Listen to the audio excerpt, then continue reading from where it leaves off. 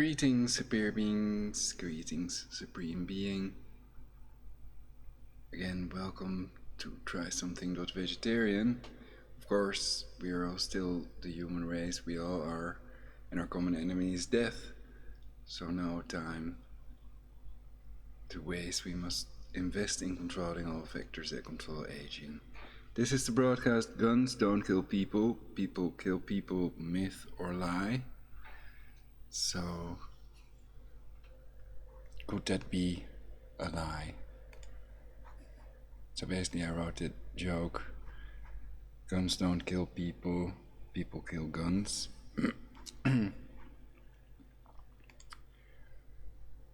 So basically what I want to do is read this article debunking the quote, guns don't kill people, people kill people, quote, myth. This is on armedwithreason.com.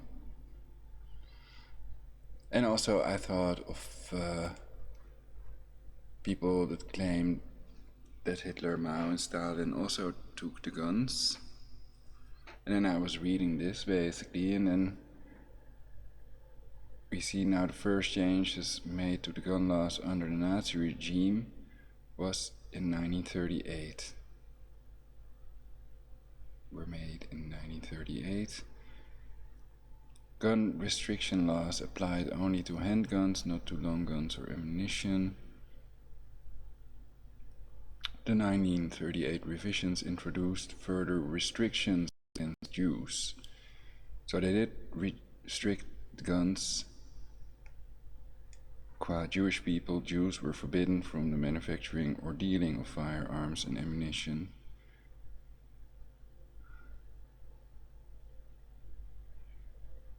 And the 1938 revisions introduced further restrictions against Jews, but made it easier German nationalists leave out 4, I think. Acquisition and transfer of rifles and shotguns, as was the possession of ammunition. Previously, Germans needed a permit for every gun.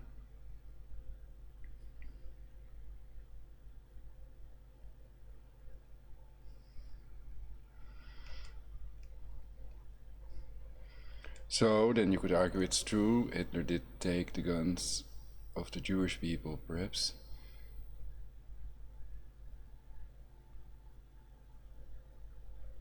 He introduced further in 1938, these revisions introduced anti-Semitic restrictions against Jews, basically. So the right to bear arms, etc., that's to defend themselves against a tyrannical government.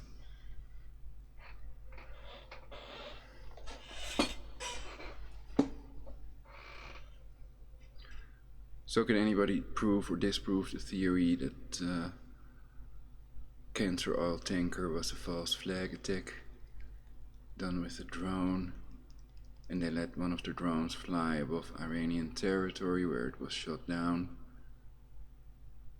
to hide that it was a drone attack, it was a projectile and not a mine.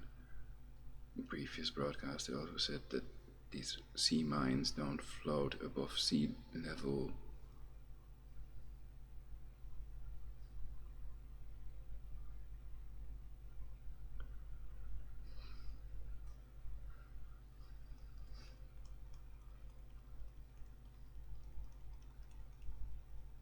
So false flag attack means that they did an attack and they tried to make it look like Iran did it to create a third Jesuit World War or Third World War, to reduce the global population to 500 million, to a more controllable number basically, and then impose their satanic Luciferian totalitarian global government. And the book quotes proof it's a conspiracy fact, not a conspiracy theory. So it's best to be prepared for possible nuclear events, and if you're in a civilized society, you could argue there is no good reason not to prepare. And there are forces, people at work to reduce the global population. and they may have more power than people bargain for.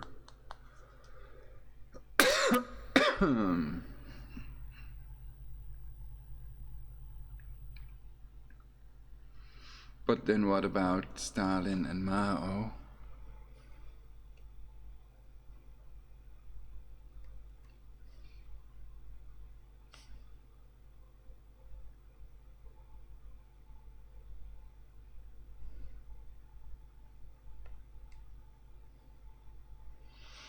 So basically you could compare the Dutch or the European gun laws and rules to the rules in the US, where they also have tasers, shurikens, and ninja stars are these shurikens, and these butterfly knives that are forbidden in Europe are legal there, and in other countries, many other countries as well, I think. But if you order something, you'd better check first if it's legal in your country, because otherwise they can confiscate it, and I don't think you would get a refund then.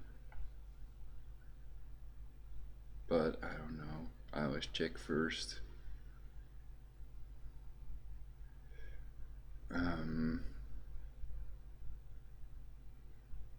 But perhaps there are smarter ways to deal with burglars and other criminals, and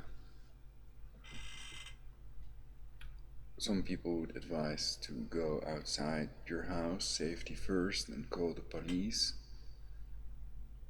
Perhaps have a webcam safety system, and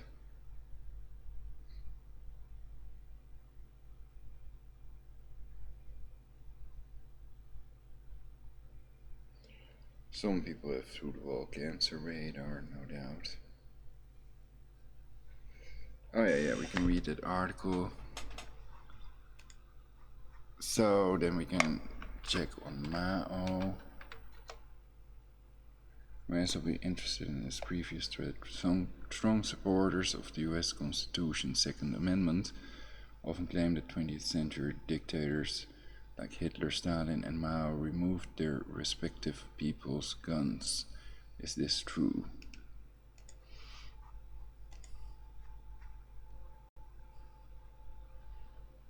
So then what about Mao and Stalin?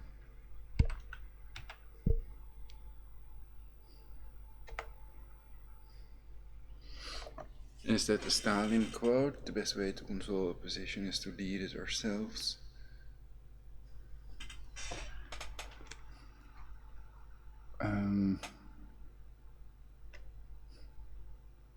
I think it is.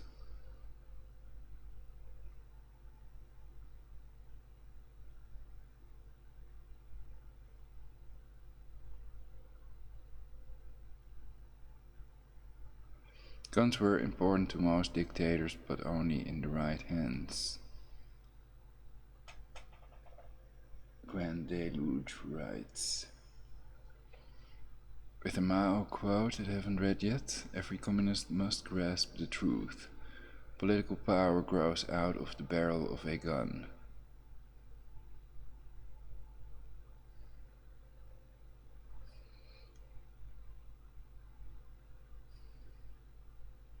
POW AIR.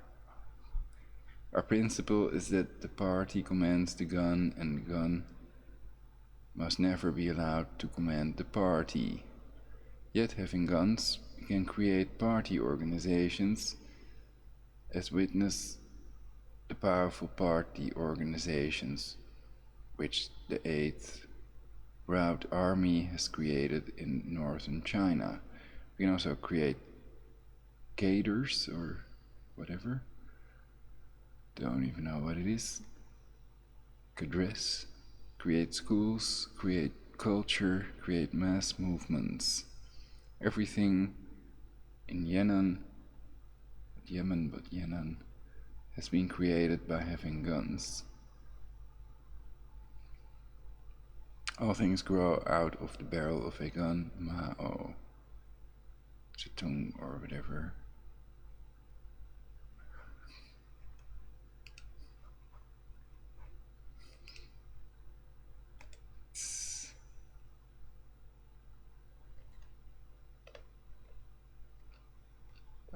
Okay.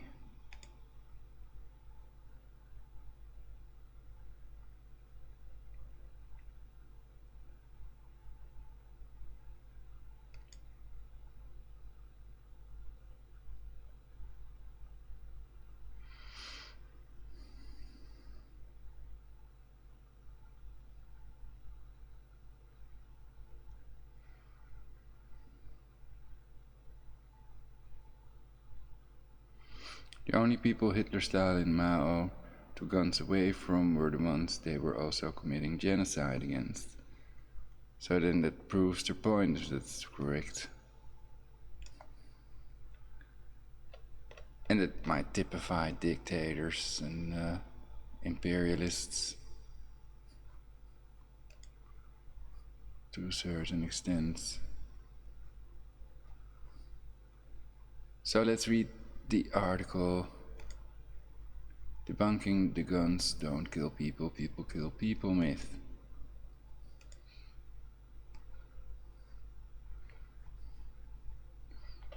The whole article.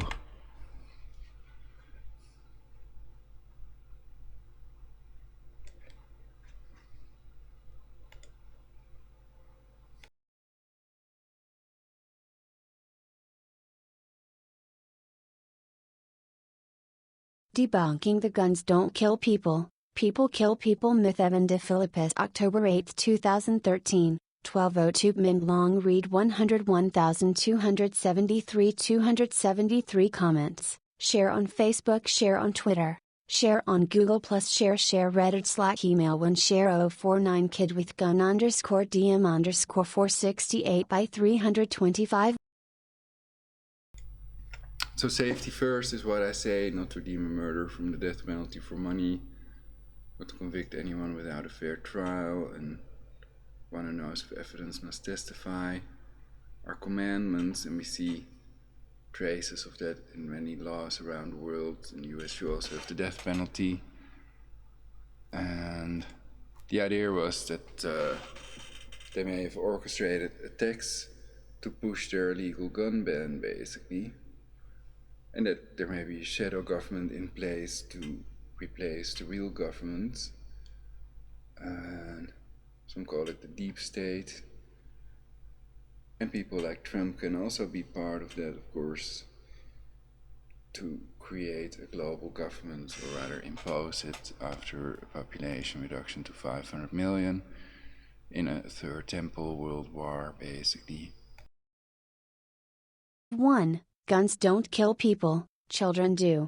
Cassie Culpeper, age 11, was riding in the back of a pickup when her 12-year-old brother pointed his father's pistol at her. He believed he had removed the bullets, and so jokingly pulled the trigger. He was wrong. Since January 1, 2013, there have been 11 reported gun fatalities involving preschool children as the shooter. 10 more toddlers have accidentally shot themselves or somebody else this year. And this statistic represents only data for which a toddler is the shooter in a death. Mother Jones reports that 71 children have been killed by guns since Newtown. The BBC originally reported on this phenomenon in 2009 when, in the span of 24 hours, 2 children were shot by their toddler siblings. In both cases, the deaths were a result of improperly secured weapons. A New York Times piece added to the controversy, showing that, due to idiosyncrasies over what constitutes a homicide or an accident, child firearm accidental killings happen roughly twice as much as they are reported in national databases. These deaths, quite obviously, could have been avoided had any adult, at any point in time, exercised even a modicum of discretion concerning the availability of their firearm. Our outrage towards these deaths should be proportional to how senseless they are, how utterly avoidable they were. We put child locks on our medicine cabinets, secure our pools with gates, put on helmets during bike rides, and we give our 12-year-old boys a rifle to play with in the back seat of a truck. Wouldn't want him to get bored. After all, the only way to stop a bad child with a gun is a good child with a gun. Lawn darts and firearms. In April 1987, 7-year-old Michelle Snow was killed in Riverside, California by a stray lawn dart that was thrown by her brother's playmate. These darts were part of a children's game in the 70s and 80s involving large, weighted darts with sharp metal tips, designed to pierce a horizontal target on the ground. Michelle's father immediately began a campaign to ban the darts, arguing that anything less than a full-scale ban would be insufficient. After all, even if you were to ban lawn darts in your own home, nothing can stop a neighbor's child from throwing one over the fence. The campaign led to an all-out ban in the US and Canada. To this day, it is illegal to assemble a lawn dart in either of the two countries. The problem wasn't just that lawn darts were dangerous, it was that they were dangerous and they were being marketed to children as a game. Despite being responsible for 6,100 emergency room visits over a span of 8 years. So when parents observed that these unnecessarily dangerous toys were injuring and killing their children,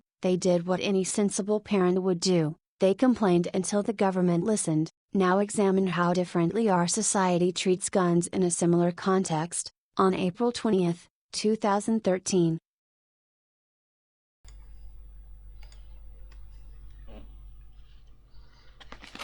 XQ Max. I'm wondering, are these long darts? I don't even know what they are. From the action.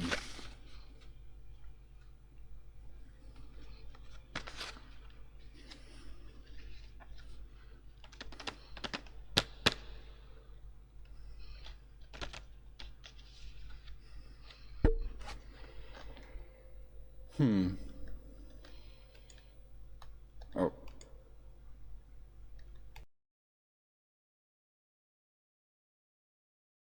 A 5-year-old Kentucky boy shot and killed his 2-year-old sister with a gun that had been specifically manufactured for child use. The gun was called My First Rifle, a .22 caliber gun which marketed itself as especially for youth shooters. Instead of massive public backlash, the National Rifle Association, NRA, instead, days after the event, held its annual meeting where it explicitly marketed firearms and firearm paraphernalia to kids, including NRA bibs for children, youth model firearms, and NRA publications focused on youth shooters. Where was the outcry over the blatant militarization of children by one of the most powerful political lobbies in the United States? Where was the parental campaigns demanding that children not be subject to the propagandization of firearms? Where are the restrictions, the regulations, the bans? The NRA's response: instead, send a different message. You'll have to take my gun from my child's cold, dead hands. Guns may not kill people, but gun culture does. 6 academic responses to guns don't kill people. People kill people. Lawnmowers don't mow lawns. People do. But if you want to mow a lot of grass in a very short period of time with very little effort or coordination, you're going to need a lawnmower. And if you want to be brutally efficient about it, why not get a John Deere semi-automatic riding lawnmower? The X758 is a popular model that can literally mow down entire fields at the push of a button, and can be picked up without any hassle at your local Walmart. I'm belaboring the analogy, but the point should be clear: guns may not kill people, but people with guns do, and they do so more often and more efficiently than people without guns. People do not behave in a vacuum, they are influenced by their environment, and when that environment is occupied by guns, people behave aggressively and impulsively. Even the NRA is unable to follow its own strict logic behind guns don't kill people. In searching for a scapegoat, Wayne LaPierre often accuses media, video games, Obama's budget, and anything else he can find that isn't a gun. The point being, these fruitless attempts to shift blame are an implicit acknowledgement that we are influenced by our surrounding environment, an environment that includes guns. So here are 6 reasons, supported in the academic literature, for why guns do, in fact, kill people. 1. Suicides. One area over which there is very little controversy involves the relationship between gun ownership and suicide rates. When firearms are available, people commit suicide more regularly and more successfully than people without access to firearms. A 2009 meta-analysis on lethal means reduction as a strategy for decreasing suicide rates found that policies that influenced the firearm ownership rate had the most prominent effect on suicide rates. A 2007 paper investigated suicide rates as it related to the implementation of Austrian firearm regulations.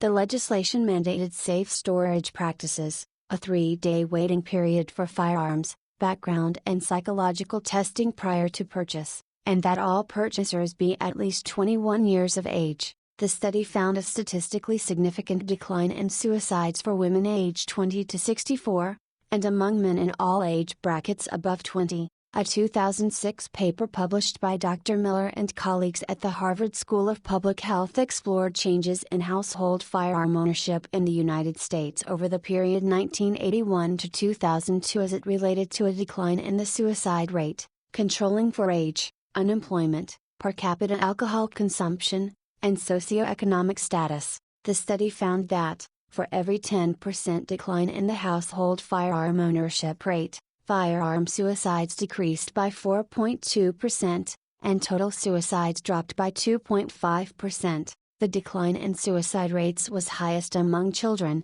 and there was no statistically significant increase in the fraction of suicides committed with other weapons. From INJPrev.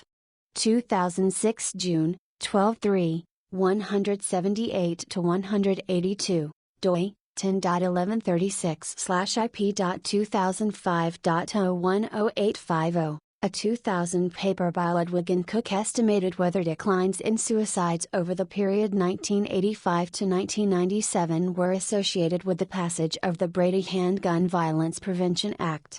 The study found that the legislation produced a significant reduction in suicide rates among persons aged 55 or older, suggesting that suicidal impulses in older individuals were attenuated by the imposition of the 5-day waiting period. Note also that the largest study done to assess mental health trends in the United States found that there was no significant changes in suicidal tendencies between 1990 and 2000. The number of suicides occurring during that period, however, did increase. The only explanation for this incongruity is that suicide attempts became increasingly more successful as the years progressed, and the most accepted explanation for why this is the case is due to increased access to firearms. Furthermore, the best empirical evidence on suicides suggests that most attempts occur during temporary bouts of mental illness. 1 in 14 who survive a suicide attempt say that they thought of suicide just 5 minutes before the attempt. The presence of a gun increases the likelihood that a suicide will be successful,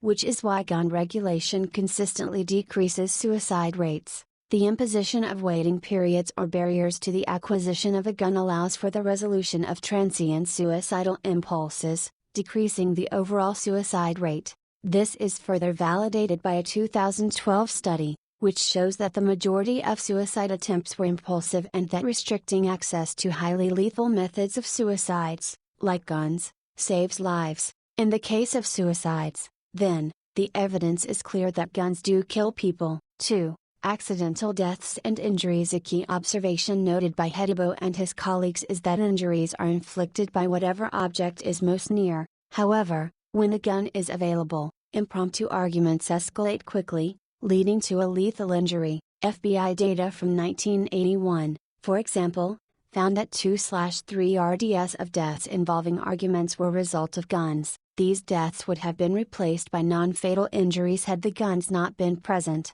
This is the reason that the United States leads other developed countries when it comes to fatal injury rates. Image from New Zealand Injury Prevention Strategy Secretariat.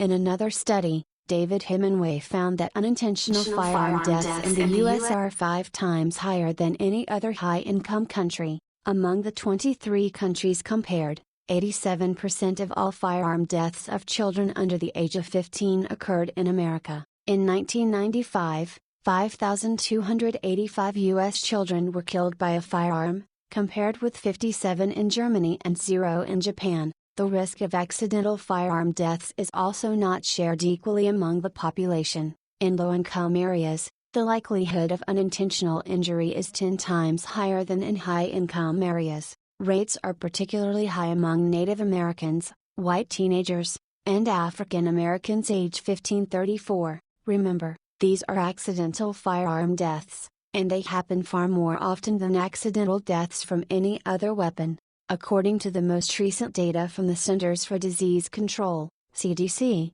in 2010, 606 people were killed by unintentional firearm injuries. By contrast, the next highest category for unintentional deaths by weapon was knives, or other sharp objects, which killed 105 people in 2010.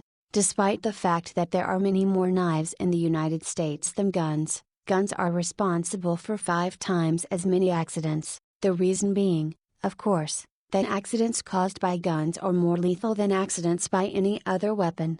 In the case of unintentional injury, then, the evidence is clear that guns do kill people. 3. Homicide outside the home. A number of ecological studies in the United States demonstrate the strong association between gun availability and higher rates of homicide and suicide. A famous study entitled A Tale of Two Cities shows that Vancouver and Seattle, two cities with similar demographic characteristics, and near identical rates of robbery and burglary, differed in their approach to handgun restriction. Seattle, which had far less restrictive gun control laws, had a homicide rate that was 60% higher than that of Vancouver, and virtually all of the difference in homicide rates could be explained by differences in the firearm ownership rate. Furthermore, despite the fact that assault rates in both cities was very similar, the lethality of the assaults occurring in Seattle were substantially higher due to the fact that firearms were used 7 times more often. DATLRTMG.PNG 588 times 456 kel.png, 584 times 417, 4. Homicide in the home. A 1986 study found that, for every time a gun was used in self-defense in a home, there were 1.3 accidental deaths, 4.6 criminal homicides, and 37 suicides involving a firearm. Therefore, a gun kept in the home is 43 times more likely to kill a member of the household, or a friend, than an actual intruder. A 1993 study compared various risk factors for homicide in 3 U.S. counties. They found that the presence of a firearm in the house makes it 3 times more likely that someone will be murdered by an intimate partner or a family member, usually during arguments. A follow-up study conducted in 2004 came to the same conclusions. If you have a gun in your home, you're more likely to die from homicide in your home than people without guns. Guns don't kill people, but it turns out that if you have one near you when an argument escalates, the likelihood that you'll be killed by that gun is higher than if the weapon had been anything else. Oh, and if you're wondering why many of these studies occur before 1996, you can thank the NRA. In the case of homicides, then, the evidence is clear that guns do kill people. 5. The weapon's effect. Priming is a well-known, rigorously evaluated concept in cognitive science by which exposure to an unconscious stimulus influences response to a later stimulus. A textbook example by Borg, Chen, and Burroughs, 1996, involves an experiment in which subjects were primed with words related to elderly people, slow, forgetful, wrinkle, and found that subjects in the treatment group walked more slowly out of the room than subjects in a control group. These priming effects have been shown to be long-lasting as well. One study found that people primed with certain words are more likely to use those same words to complete a word fragment.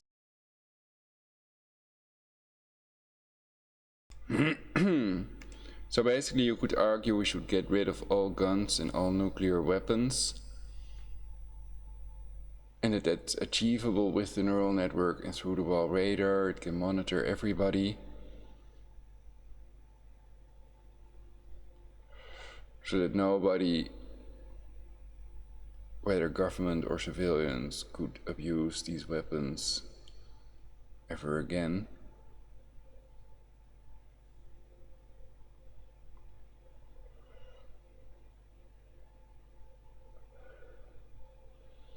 And you can argue they're obsolete already because of the scalar technology, etc.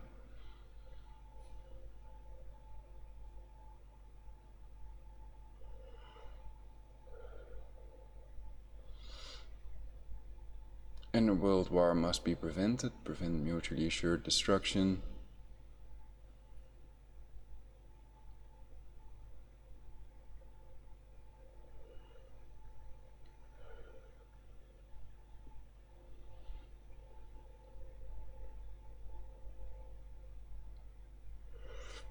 And as long as that's not implemented, I advise people to arm themselves, and they have the Second Amendment in the US, the right to bear arms.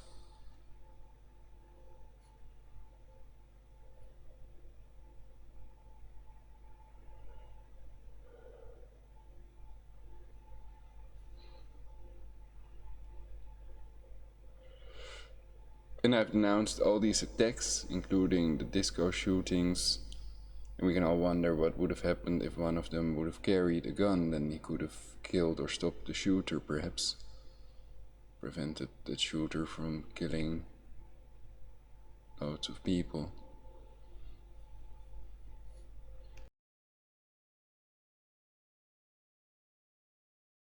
Completion test long after those words had been consciously forgotten.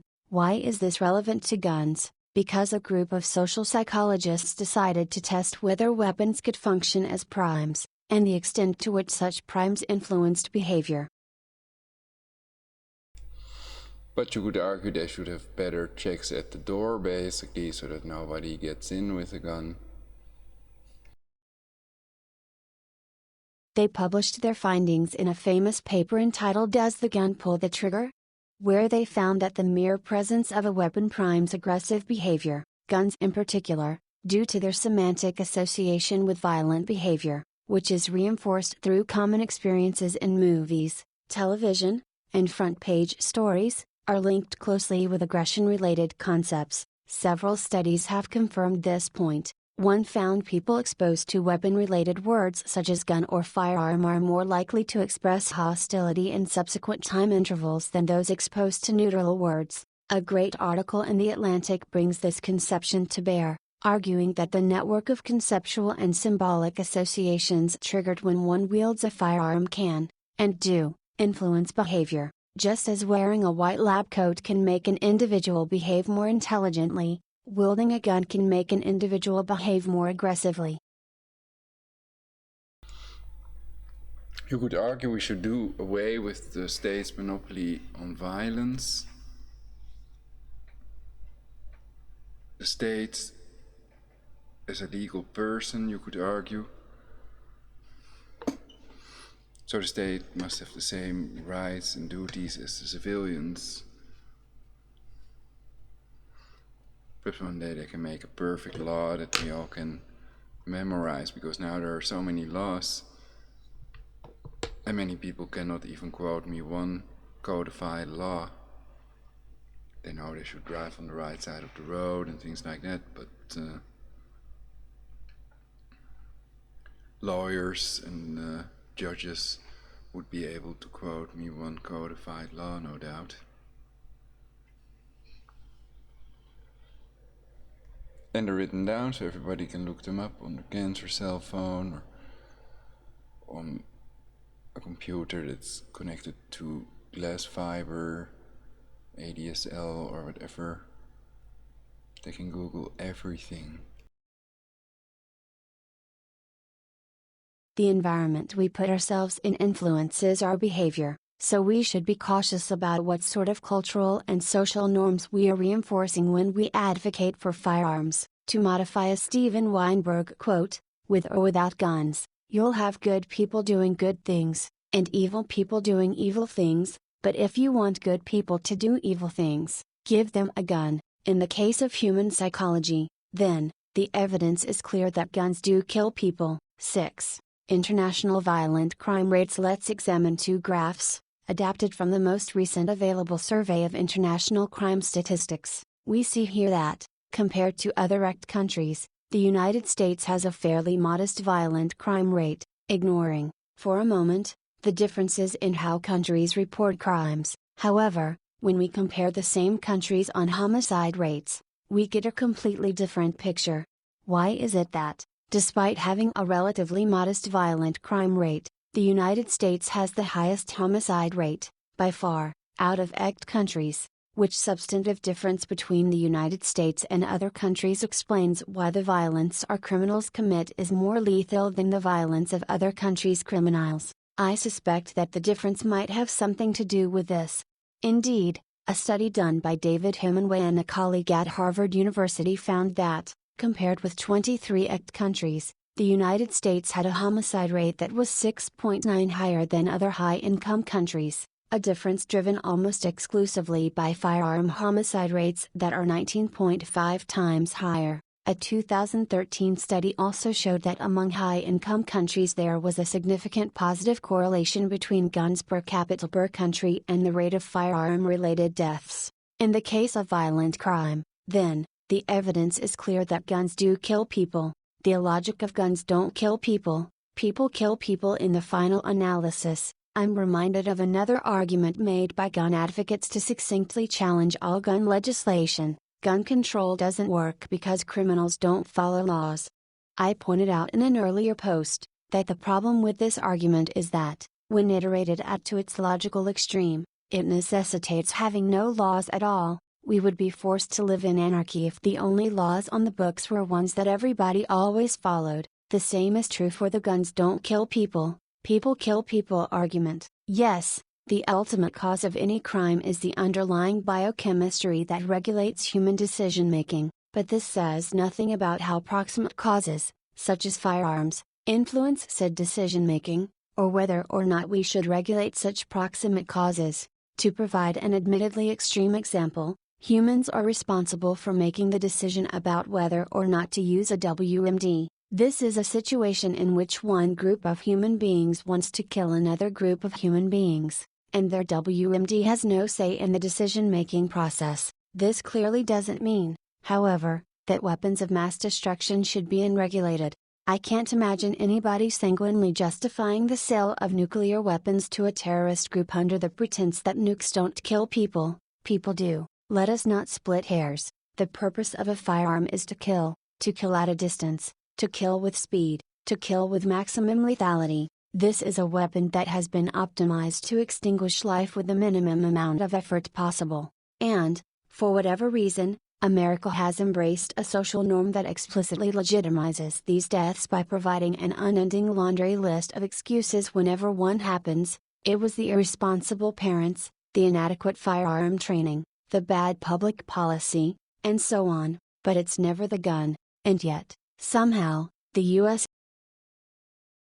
is responsible for 80% of all firearm deaths, 86%. So I think the directed energy weapons are a far bigger danger with a bigger potential for abuse, especially in combination with synthetic telepathy that often power corrupts in most cases.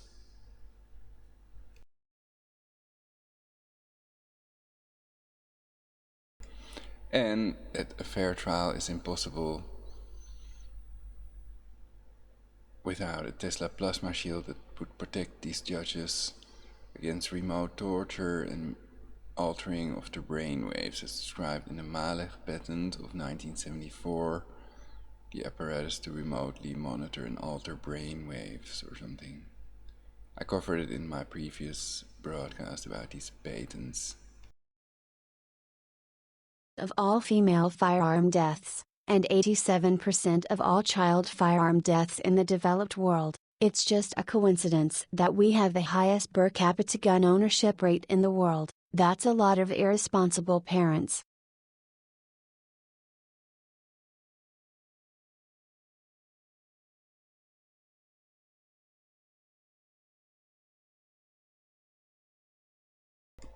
So yeah, at least keep the safety on, store it in a safe place. I can understand when people fear for their lives and calling the police, then they're usually too late, so.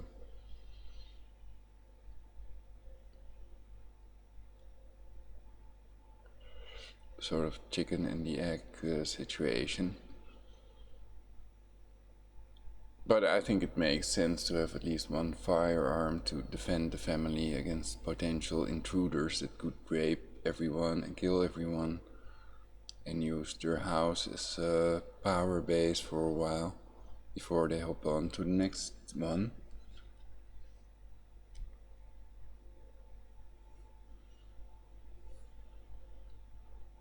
And of course, if you lock the doors when you're standing in front of a traffic light in a bad neighborhood, they can also smash the window, etc. So that's not always working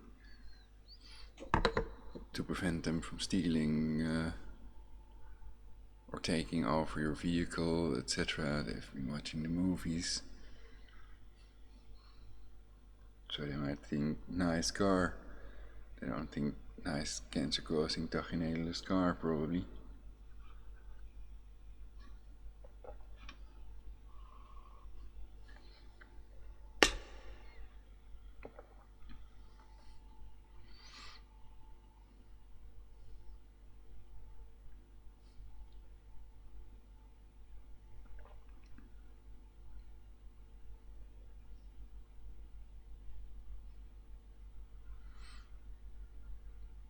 But I'm against these crimes and I'm against illegal laws.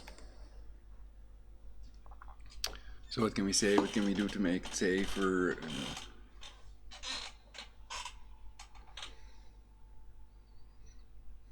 Perhaps there are better weapons than guns. Guns make a lot of noise, and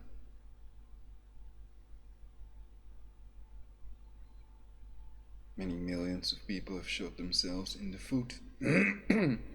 And others, well, guns can also explode in your face, basically. That happens once in a while, like with these exploding cancer cell phones. And of course, you have the ricochet that also damages a lot of people. So that's a bullet that comes back at people when it's shot against a metal wall or whatever. That's called ricochet. And you have the, what do you call it, when the blowback, I think they call it, and then the gun can slam into their face and break their jaw and things if it's a heavy caliber weapon. So I think there are specific rules that people have to take into account when they have guns. Qua carrying weapons, they need a license to carry a weapon, and perhaps it has to be in a concealed box, and there are specific rules that can differ from country to country, etc. And the basic thing is that you may never aim it at a person, also if it's unloaded. And often again in movies you see that joke. Also in movies you see a lot of cancer-causing killer alcohol abuse and use and smoking, etc. Perhaps these are all attempts to reduce the global population by Hollywood. Burn Hollywood, burn. Prevent the next ice age. Perhaps it's a better idea already. Disarm, disarm, disarm. That's so non-NRA or whatever. NRA.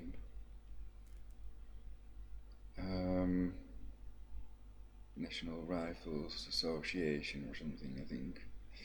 So they are proponents. The gun industry is also huge, and of course now with the dark web there are also others that have guns, not just people with a license.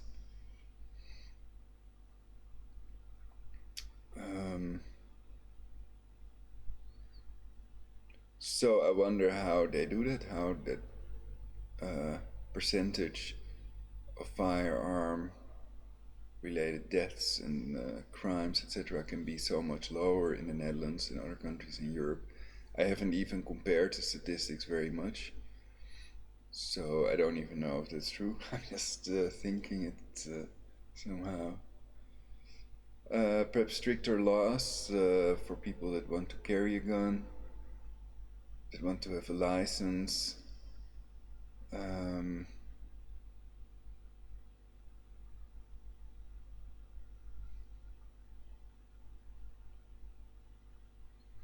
So they are required by law to have a license if they own a firearm that has these 9mm slugs or other bullets. Basically, for this one, smallest gun in the world, there it is again, they don't need any license. What is this? Not Lourlock or something like that. Burlock, I think.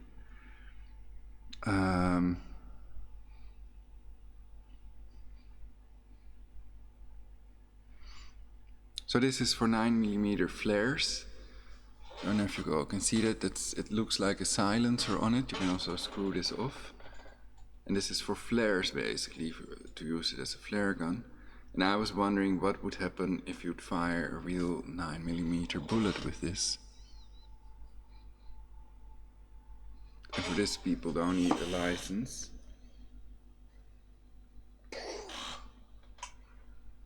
And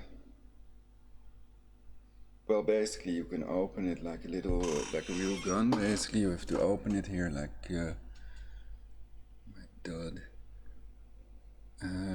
Oh yeah, you have to do this, like this. I was pulling the trigger, and so this way it's cooked. Okay. Well, then, and then people can fire it, but I was trying to open the thing. So I've never used it. It has 2mm. What is it called? There's a special name for it. Anyway, oh yeah, it's this button. I think I got it. So you first have to cock it, and then you can push this button, and then it goes down.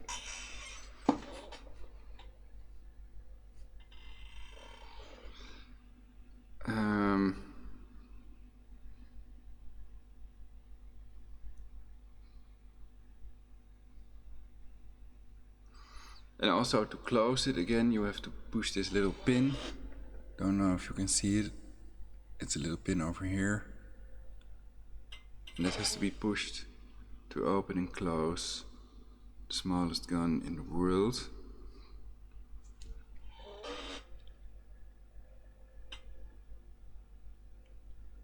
It's not firing now.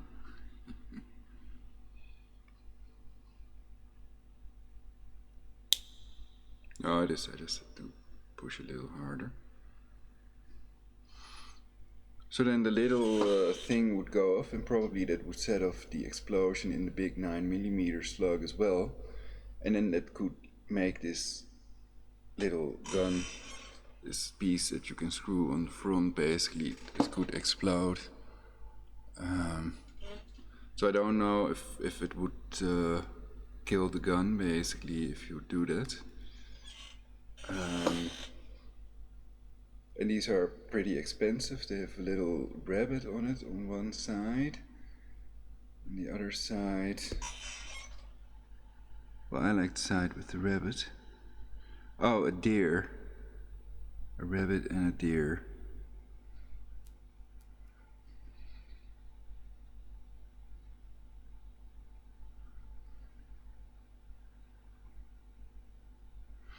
Well, I think many children and people cried during Bambi, so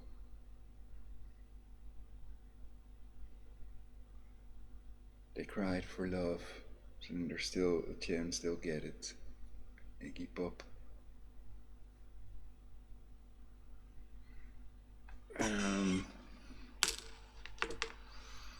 Yeah, so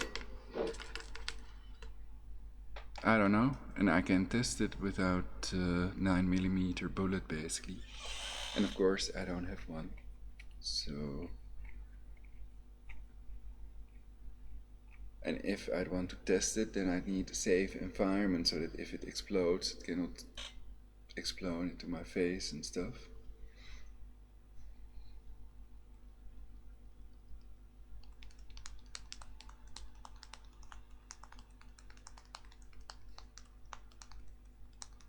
But basically I'd need somebody with a license also to test this, if that would work, basically.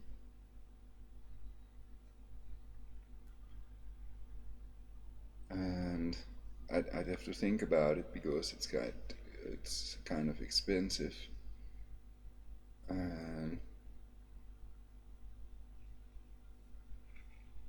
So it's more for collector purposes. Of course, I'd use another weapon if I'd have to. If there would be some kind of murderer shouting that they're gonna kill me and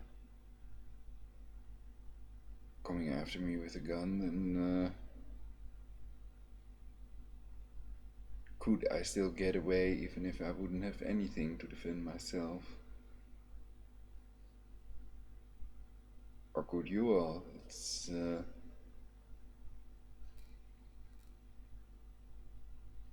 if you're fast enough and you have a way out, perhaps you'd need a prepper bag, etc. then there is always a chance of surviving. Also, if you can hide or sneak out of the house without the possible assailant noticing it, etc. I guess there are ways to survive. But of course, the people that have the help of that neural network have a major advantage. And I think BFSA will sort of be an extension of that.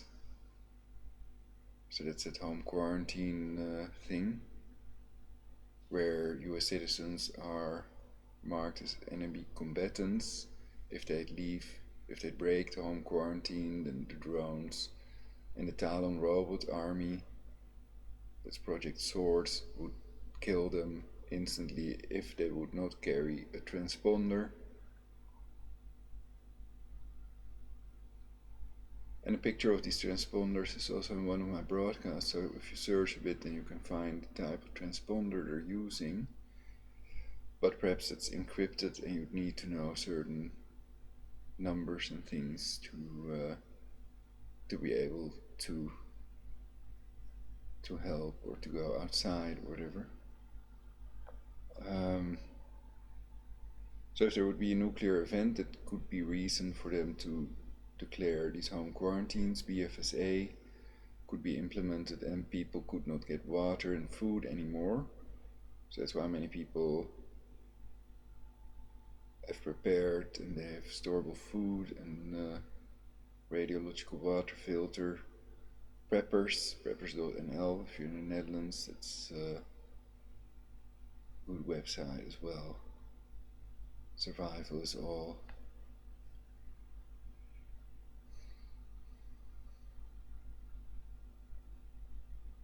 Our common enemy is death, so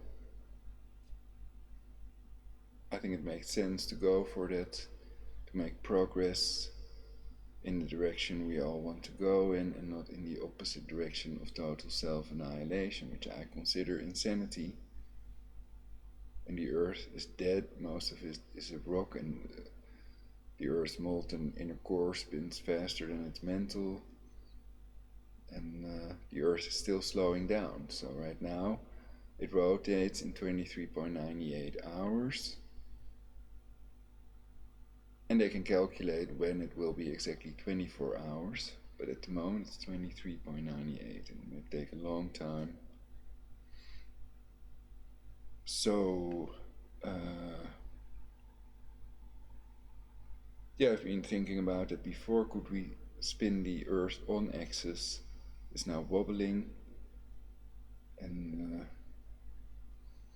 possibly due to meteor strikes. Others might think that it may be caused by a time travel grid. Basically, they have these scalar weapons and other capabilities already that most people wouldn't believe. So that's what I read on some websites. So it may be fictional at the moment. They might not have such a thing. Also man-made earthquakes.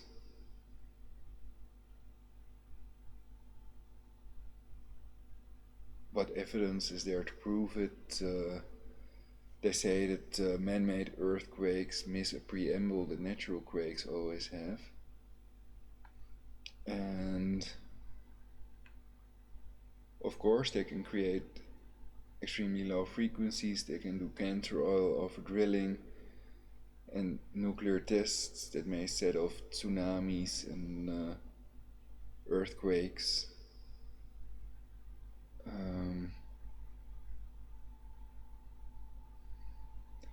So I would think it is possible that the Earth could spin off axis if multiple nukes would hit their targets simultaneously. Also, there could be a gigantic tidal wave or tsunami, they call it now.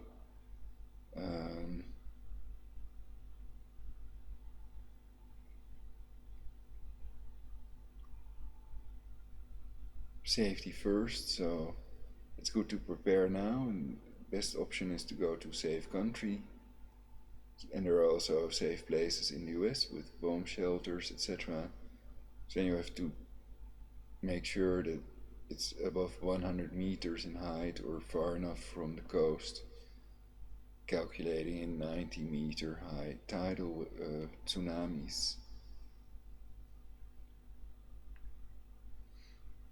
So if I wouldn't have had these dreams or precognitive visions, whatever they were, then I wouldn't have thought about this. But I had these dreams, so that made me search on the internet. Otherwise, I wouldn't have known about these nuclear torpedoes. And I don't even remember from my broadcast if they were real or not. But scalar weapons are definitely real, because I've also been attacked with these scalar weapons. So that's... and I only know that because they were partially deflected by my grounded Van der Graaf generator. And this is my new hand position. So it's not the Merkel hand signal, but it's basically the bridge with 4 fingers in the middle. So my pinky is also forming the bridge, basically. So it's almost like an El Cornuto, El Diablo satanic hand signal thing. And if I do that, then they all think that I'm Satanist, which I'm not, because I'm anti-religion. So that means I'm anti-Satanism, anti-Judaism, anti-Christianity, anti-Islam. I still have to study Buddhism more, if it's more of a philosophy than a religion. And I'm anti-war, basically, so the Bhagavad Gita may be a book of vegetarians, but I don't know what that teaches us about how to prevent wars and prevent World War III. Perhaps there's good stuff in there as well. But otherwise you could burn that as well for preventing global warming, for preventing the next ice age. I mean, who knows if the butterfly effect is real?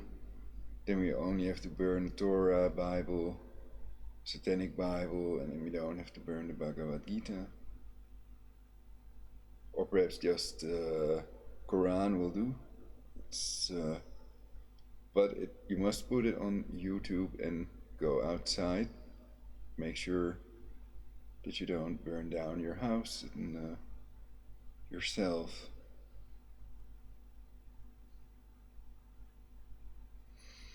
Some people make that mistake of using gasoline or some other flammable liquid, and they spray it on there like Jimi Hendrix, and then the thing explodes in their face. I saw a man once that was working on our house in Amstelveen, and he had a burned face and body. So don't make that mistake when doing that vegetarian barbecue thing. And I like that coconut ice cream of Kenny's Cocoa Frostic creation. And that's nice because it doesn't have dairy, and it has coconut milk, and basically it's suitable for vegans also.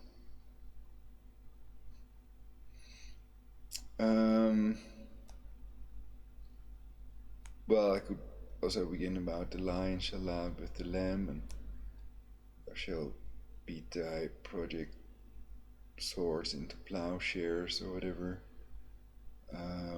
But perhaps it's too early for that. Though you could argue it's never too early for universal peace.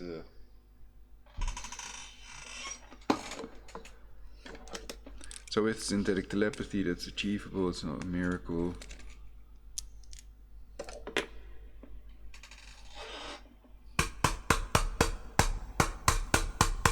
Would God neural networks simply have to punish the wicked and reward the righteous? Well, perhaps it's all a test. And then they check if they are willing to help with the population reduction, and if they are, then they're not going to take part in Olam Haba, the world to come, the rabbis call it. Well, it's an idea. But how do you know the opposite isn't true? so torturing me, doing dental torture to me, and still doing these specimen tests regularly when I lie on my left side in my waterbed doesn't convince me that there is an almighty God out there that could prevent these people from doing that to me with their scalar weapons. And I think that's just part of their psychological warfare. Religion is an abomination. And I've explained that we should worship our fellow humans and not some fictional entity that drives a wedge between humans, because there are several of these entities, according to several people. In reality, there is no entity, of course. They're all fictional, and there is no hereafter, so heaven, hell, bottomless pit, resurrection, and reincarnation do not exist. So that's the trick, so that people, it helps with their population reduction. And of course, these satanic pedophiles would want them to turn the other cheek. They don't want any resistance.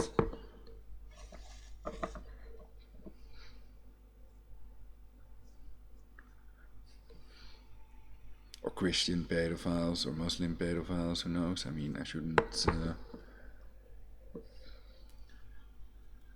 atheist pedophiles. There's 7.5 billion people out there, so I'm sure that you'll find some in every group. So it's not just one group that's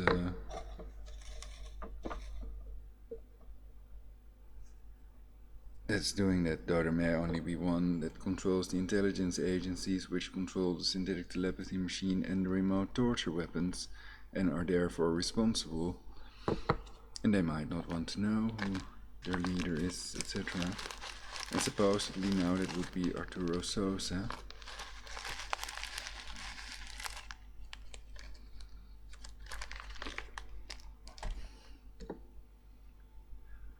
So how do we know Arturo Sosa has not planned this third Jesuit world war and a global government and population reduction to 500 million? And it's the so-called Black Pope, indicating that they are satanic, unlike Pope Bergoglio, Pope Francis.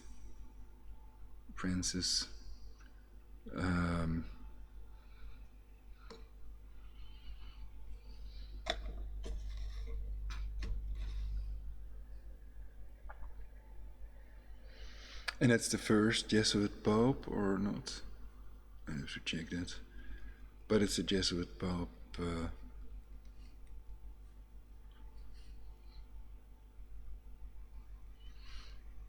And I have seen a picture of that Pope with Rouhani and of John Kerry, also a bonesman, with Zarif.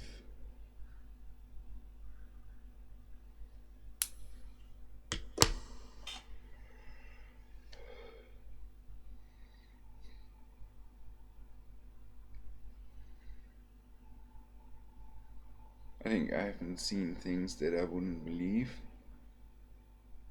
and nobody has seen anything that I wouldn't believe. I think anything and everything is possible because everything is energy. But usually nothing happens until we make it happen.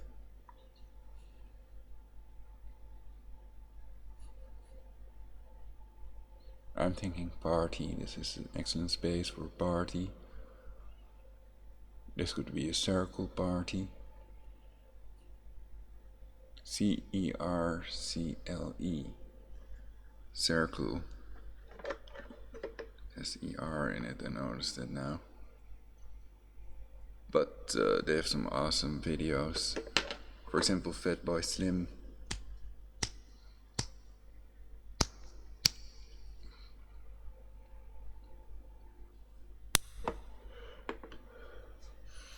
So they are DJs that play in special environments. In the jungle, and on mountains, and on snowy ice caps, and in special buildings that go up and down, and like Pier 66 in Florida.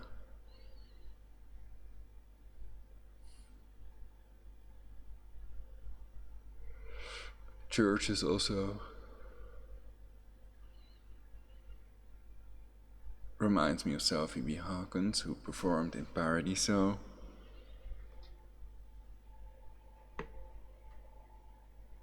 And I've always hated that I missed Perry Farrell. I think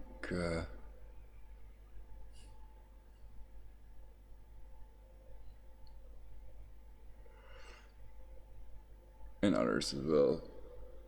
But I did go to Prince concerts as well, and to the concert where Michael Jackson had that stuntman fly off stage in a jetpack.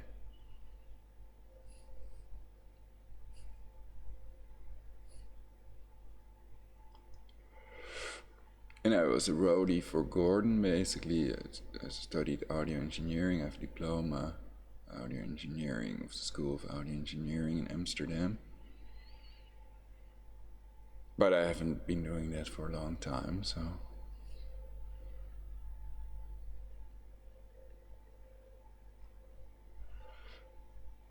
Their innovation, techno evolution has also taken place, and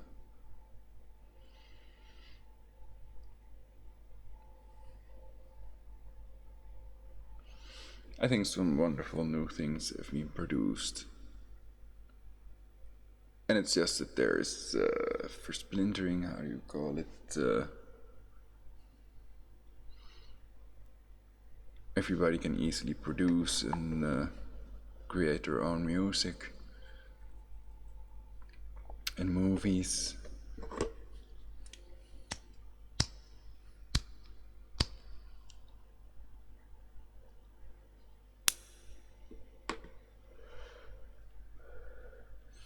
So there's so much stuff out there that sometimes it's hard to find really good ones. Good movies and good soundtracks and music.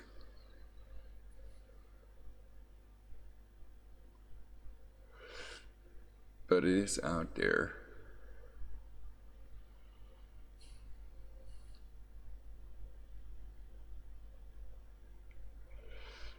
So I hope more people listen to the show and that I get some more callers and stuff like that. And at the moment I think that preventing a world war over Iran is still an issue. As long as Trump might obliterate parts of the IRGC or whatever.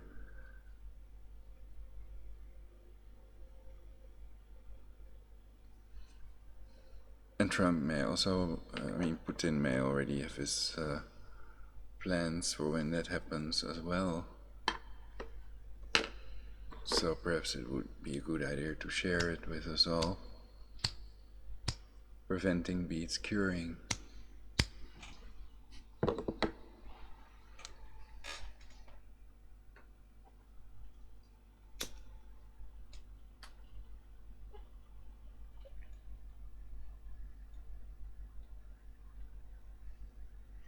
So if something would happen and they blame the IRGC, would Trump obliterate the IRGC and would Putin then retaliate for its ally Iran? Would that be the start of World War III already?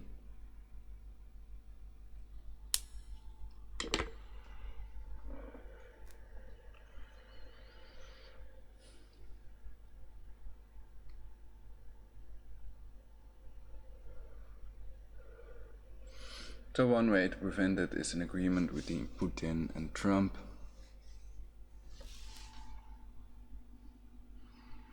It was like there was something walking on my left leg, but it seems to be nothing. Perhaps blood vessels popping because I smoked too much or something.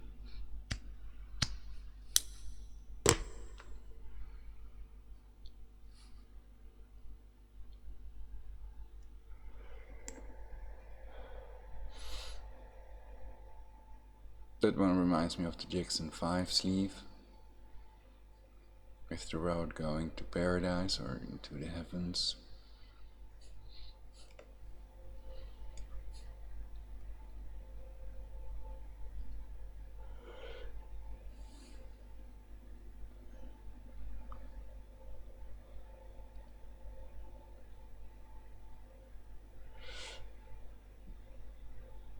So some people were abused, and sometimes they themselves are the only one that could break that vicious circle of abuse and turn it into something wonderful.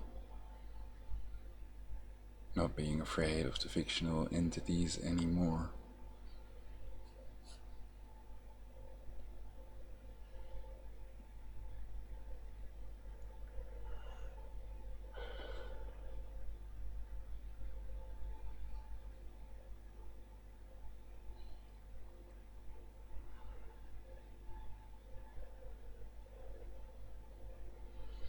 So make love, go able, make love, not war.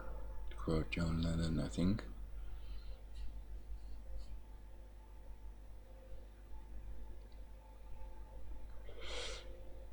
He made perfect sense. Give peace a chance, power to the people.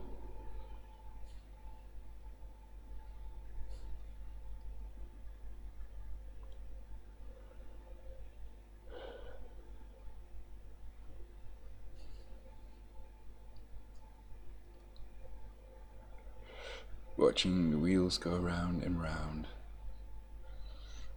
So the tree picture, that's kind of our view from our grave idea. But of course we'd never see that in reality. Death means nothing at all. Iggy Pop quote.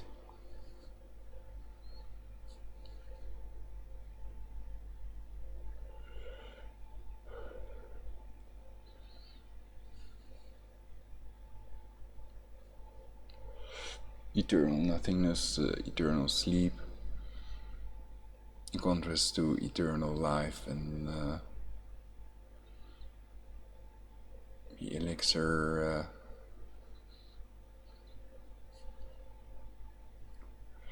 the holy grail type of idea, basically.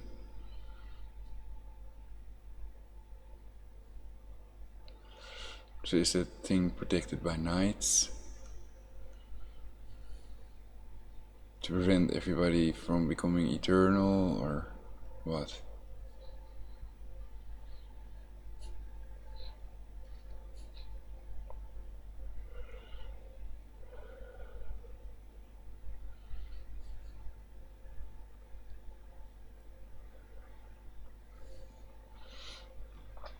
Well, I think that these pictures of Putin and Johnny Depp and others, Michael,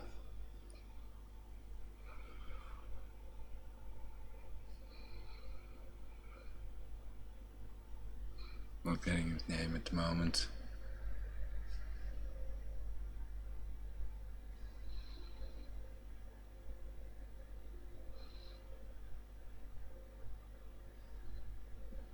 Anyway, I've shown these pictures in my previous broadcast.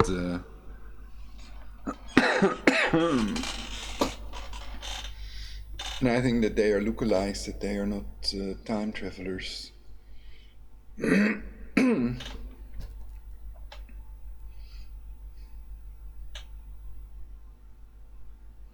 But I know time travel is possible because when you see the future in a precognitive vision and a dream, as you will see it through your own eyes, and you know that it's possible.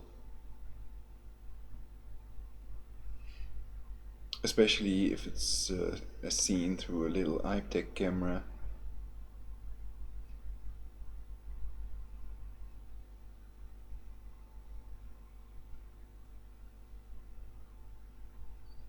Then you know remote viewing is possible.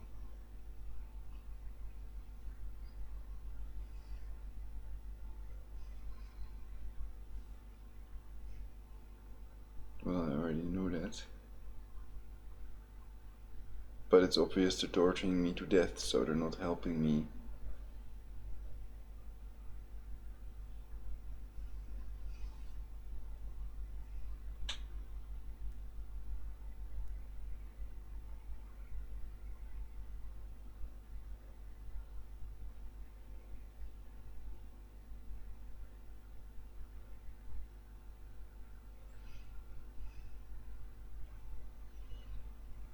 So what would be a great help would be the eigenfrequency of that lithobius centipede.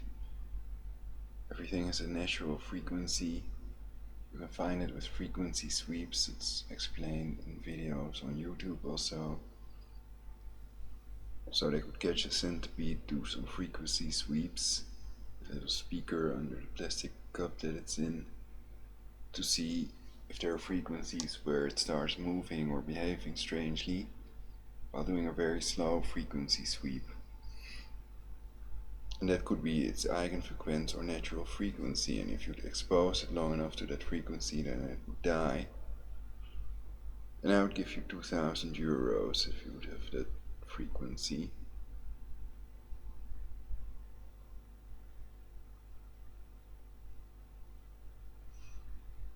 Also for other people that have contacted me, some of which were misdiagnosed as well. And they claim they have centipedes in their body, and it's called pseudoparasitosis, pseudoparasitism of myriapoda in humans by scientists. So it's documented and known to certain scientists, but not to most people. So I think that the government and the mainstream media has an obligation towards the people to warn them that even the common house centipede has procreated in the human intestine, and that they're not as harmless as some people like to claim or copy from other supposed scientists. I think centipedes are harmless, and it is true that they keep nature clean, etc. But they also do that to living people, so that's the problem basically.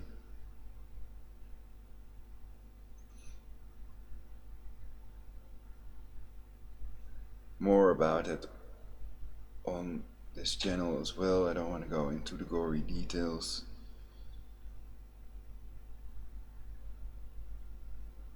And it might not be part of a program, and they might not be HIMEMs, but they can remotely control them. They've shown me that they can.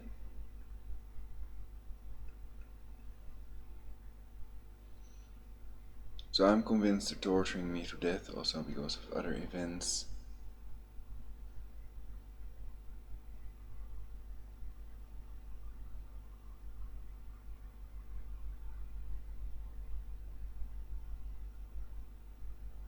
And it's even possible that these critters can enter the human brain, like tapeworm, via the ophthalmic nerve, some doctors think. So they're not even sure how these tapeworms got into people's brains. And Dr. Rio claims that 25% of the meat eaters have the tapeworm. And of course we have thousands of other little tiny organisms living in our bodies. And most of them are not a problem, and we need these bacteria to digest food, etc.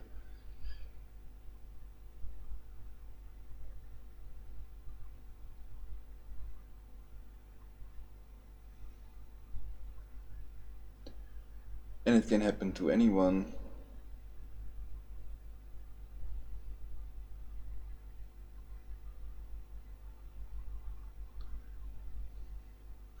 So doing a bug check is a good idea. The ideas of ghosts under the bed, etc. I think that's misplaced fear, and that it's our natural instinct to check for insects, which can potentially be deadly, that like to hide under our bed and behind the radiator, and, or behind mirrors or in the closet, etc.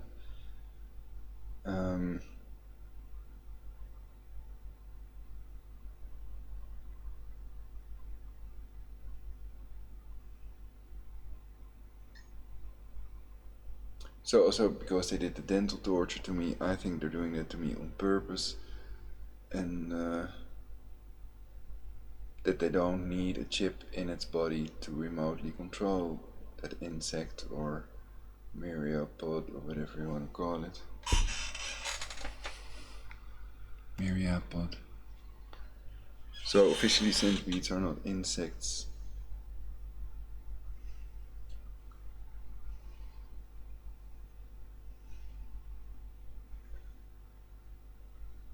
And I've explained already that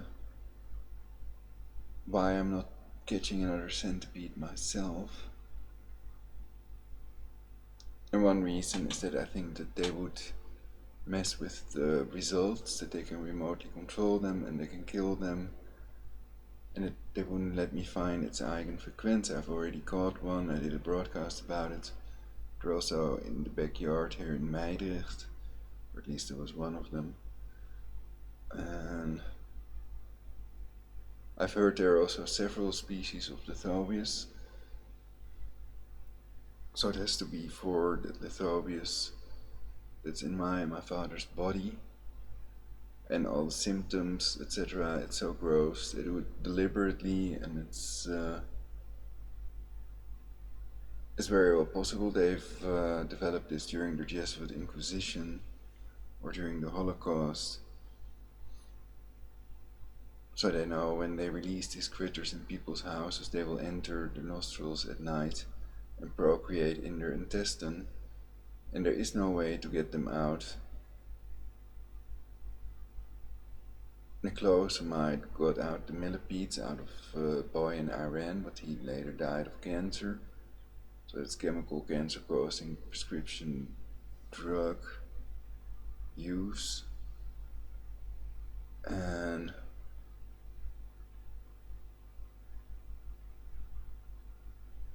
that leaflet with niclosamide lists millipedes and not centipedes, so there's no hope for all these people that have contacted me that also have centipedes in their body either. And it may be part of a population reduction program that doctors and everybody else can be in on, with synthetic telepathy being real and the remote torture weapons as well. So perhaps that's an explanation for the Dr. Harold F. Shipman that killed over 200 of his patients, and some other things. For example, the shootings that some argue fit in with their pushing of an illegal gun ban.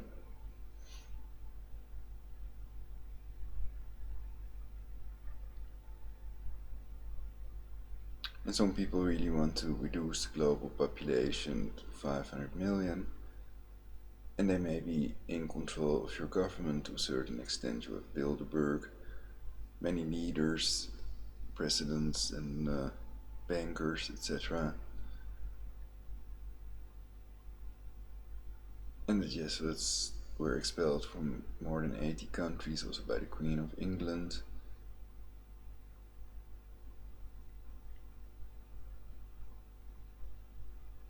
And then there are the Freemasons.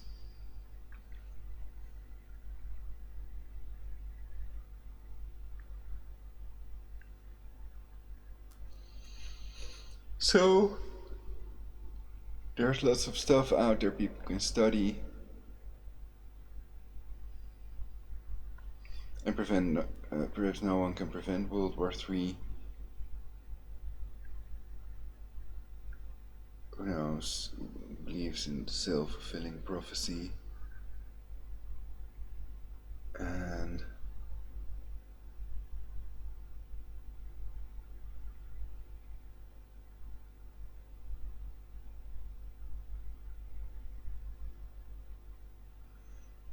that idea is meant to stimulate and not to prevent us from trying, or to make people sad. It's just that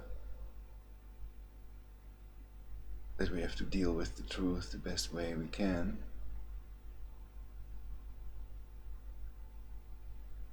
And as long as we're still alive, there's still hope. Because we already know quite a lot, and we have these computers that our ancestors didn't have, etc. We have toothbrushes, Levitron globes, plastic giraffes, and a cheap snowball with a white parrot in it from the action. That was an awesome deal, so I hope it doesn't fall off my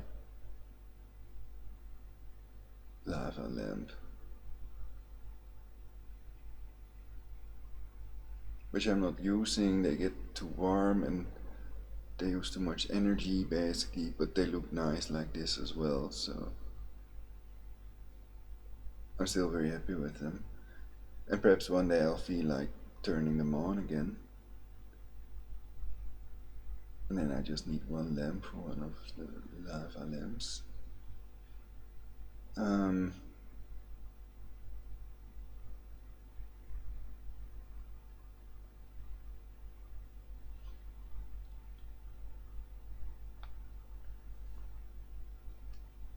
Some people like candlelight better, but then you also have the smoke that you have to deal with basically. So I wouldn't use scented candles with chemicals. Avoid chemicals. They have a synergistic effect with cancer-causing electromagnetic radiation, according to Dr. Cyril Smith. So that includes smells and things that are absorbed by our skin.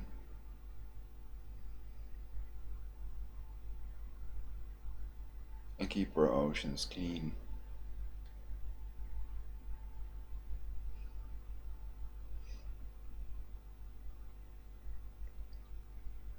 Okay, but now I really gotta go to bed. It's 4 o'clock in the Netherlands.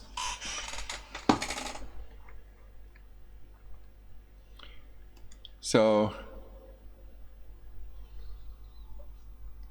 I think my previous broadcasts are better, and I'm really quite tired. So you must like, subscribe and share this video on your timeline. And I don't know if it's possible for you all to give my video a positive review. So I don't even know that. And my broadcasting light is flickering, so there are dropped frames. Sorry about that. I would have to check what the cause could be. Oh yeah, the matrix thing.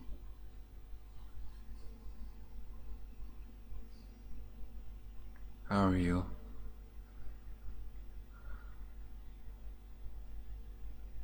Then these guns, if they're real, then he has to have a license or not. And if they're fake, then I don't know if a license is still required.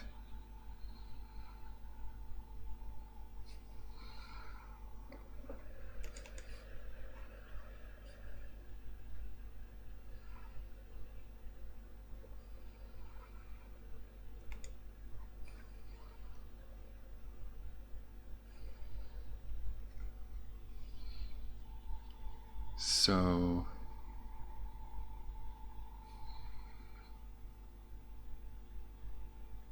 thank you all for your input, likes, subscribes, and tune in next time on Try Something.Vegetarian.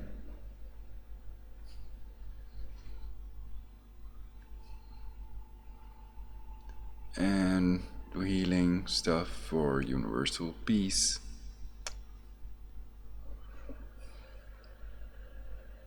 Sweet.